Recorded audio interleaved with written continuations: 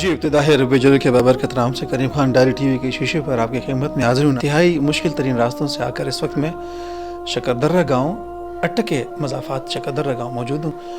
मोहतरम, सिलसिला ये है, हमारे यहाँ हॉस्पिटल्स का ये हाल है कि लाखों करोड़ों रुपए लगने के बावजूद भी कुछ मामलात ऐसे होते हैं कि वो तकलीफ़देह होते हैं। तकलीफ़देह कैसे होते हैं? एक बच्ची है जिसकी उम्र 10 साल है और उसका हाथ टूटा। पहली दफ़ा ऑपरेशन हुआ सेवल से, जो दुरुस्त तरीके से जुड़ ना सका, जिसकी वजह से दूसरा ऑपरेशन एक और जगह से कराना पड़ा, वहाँ से भी ठीक नहीं हो सका। फिर तीसरी मरतबा पेशावर से किया गया और उसमें राड वगैरह डले। अब जो घर की ज़रूरियात अशिया जो थी वो भी बेचनी पड़ी इसके इलाज के लिए। और जो बहन है वो जो है मजदूरी करती हैं, घरों में काम करके अपना गुजारा चलाती हैं। 3 बच्चियां हैं और एक मोहतरम है जो ख़ुद भी इतना एक्टिव नहीं है, वो काम नहीं कर सकते। तो सिलसिला ये है, ऐसे ही घराने हैं जिनको सेहत के लिए अखराजात की ज़रूरत होती है, फिर उनके पास कुछ बचता नहीं है, तो फिर वो घर की चीज़ें बेचकर बच्चों का इलाज करवाते हैं। ऐसे ही एक मकाम पर मैं मौजूद हूँ जहाँ 10 साल की बच्ची है और उसके इलाज के लिए जो आखिरी इलाज के जो आखिरी मराहिल हैं उसके लिए मदद की ज़रूरत है। बराह रास्त मैं वहाँ उसके घर में मौजूद हूँ, आप तक ये पैगाम पहुँचाता हूँ। आफ्ताब भाई मेरे साथ मौजूद हैं, सोशल वर्कर हैं। इन्होंने निशानदेही की और यहाँ तक हमें लेकर आए, तो इनके लिए एक मदद के लिए हमने चाहा कि एक प्रोग्राम किया जाए, तो मज़ीद गुफ्तगू इनसे करते हैं। आफ्ताब भाई अस्सलाम वालेकुम, कैसे हैं आप? खैरियत से? शुक्र अल्लाह पाक, आप सुनिए ठीक है? आफ्ताब भाई आपका ताल्लुक इसी इलाके से है? जी मेरा इसी इलाके से। अच्छा आफ्ताब भाई, पहला ऑपरेशन कहाँ से करवाया गया था? पहला ऑपरेशन जो इस लड़की का हुआ था वो सिविल हॉस्पिटल से हुआ था। अच्छा। दूसरा ऑपरेशन भी सिविल से हुआ था।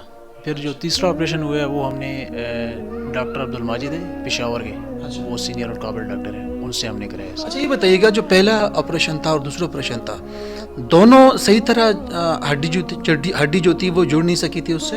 दोनों ऑपरेशन के साथ जो है ना वो उसकी हड्डी नहीं जुड़ सकी। अच्छा। पहला सिविल से किया था, फिर दूसरा भी सिविल वालों ने ही किया था, लेकिन वो बस इनकी बदकिस्मती थी या वो उनकी जो नालायकी थी डॉक्टरों की, उसकी वजह से नहीं हो सका। अच्छा, तो ये बताइएगा, फिर सिविल के बाद जब आप पेशावर लेकर गए तो उसके अखराजात के लिए फिर घर की चीज़ें बेचनी पड़ी? जी, जब सिविल से वहाँ पर गए तो उन्होंने वहाँ पर कहा कि इसका 70,000 ऑपरेशन का चार्जेस हैं इसके जो होगा। फिर वो करते, फिर एक्सरे रिपोर्टिंग टेस्ट वगैरह करके अभी जब 2 महीने के बाद फिर दोबारा उन्होंने इसका अभी क्लियर किया है, इसको रॉड इसने इनको डाले थे ना इन बच्ची के, तो वो 1,50,000 पे चला गया था जो पहले वाला था। अभी जो तीसरी दफ़ा उन्होंने रॉड निकालने हैं और सब कुछ करना है, तो उसमें 70,000 और इनका लग गया। मतलब अभी ये चौथा ऑपरेशन हो गया? अभी ये समझिए आप चौथा हो गए, और इससे इंशाल्लाह बच्ची ठीक हो जाएगी? इंशाल्लाह उम्मीद है कि बहुत उन्होंने कहा है कि हमें मुतमिन किया उन्होंने कि आप बेकाम हो जाएं। उन्होंने अभी जब दोबारा इसका चेकअप किया है, एक्सरे किया, तो वो कहते हैं कि इंशाल्लाह हमें अपनी काबिलियत पे पूरा यकीन है, बच्ची का बाजू जो है वो जुड़ जाएगा। अच्छा जी, बिल्कुल नाजरीन, ये चौथा ऑपरेशन हो गया इनका, जिस पर तकरीबन 70,000 लागत है। पेशावर से इन्होंने करवाना है और इनके पास कुछ नहीं है देने के लिए उस डॉक्टर को, चूँकि आप जानते भी हैं अब रॉड वगैरह उसमें डलते हैं।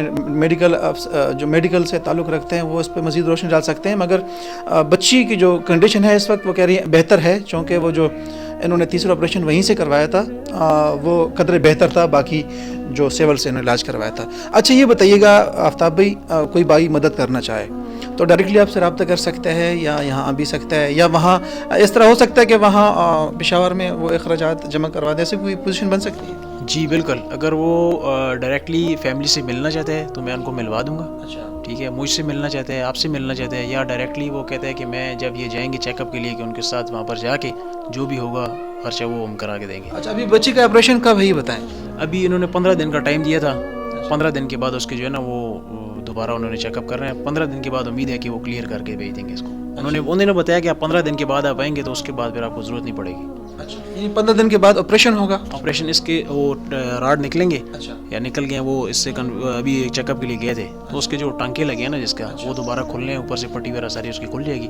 तो वो उसके अखराजात इतने उसके अखराजात हैं। अच्छा जी, बिल्कुल नाज़रीन, आपने पैगाम सुना। मुख्तसर पैगाम यही है कि ये जो बहुत सारे मामलात होते हैं, घर के मरीज़ होते हैं, उन पे इंसान डिस्टर्ब भी हो जाता है। फिर बच्चे तो बड़े ही प्यारे होते हैं, औलाद प्यारी होती है। बहुत प्यारी बच्ची है, मैंने इनकी तस्वीर आपको नहीं दिखाई।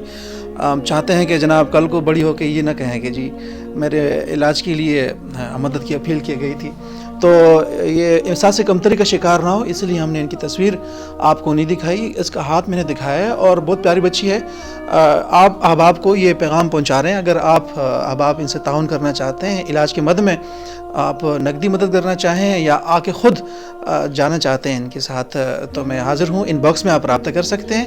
ان باکس میں آ کر آپ آفتاب کا بھی نمبر لے سکتے ہیں. یہاں پہ آ کر آپ اس بچی کے علاج کے لیے اپنا کردار ادا کر سکتے ہیں. یہی وہ زندگی کے خیر کے کام ہوتے ہیں ناظرین، جو آپ کے گھر کے معاملات کو بہتر کرتے ہیں. ہمارے بہت سارے معاملات انہی کار خیر کی وجہ سے بنتے ہیں. یہی وجہ ہوتی ہے کہ بہت سارے احباب جب بھی ہم اپیل کرتے ہیں آ جاتے ہیں. گزشتہ دنوں ہم نے 2-3 دفعہ ویل چیئر کے لیے اپیل کی اور احباب ممبران نے آ کے ان کو پرووائڈ کی ہے، کار خیر میں حصہ لیا ہے. تو بالکل میں کہا کرتا ہوں کہ تمنا درد دل کی ہو تو خدمت کر فقیروں کی.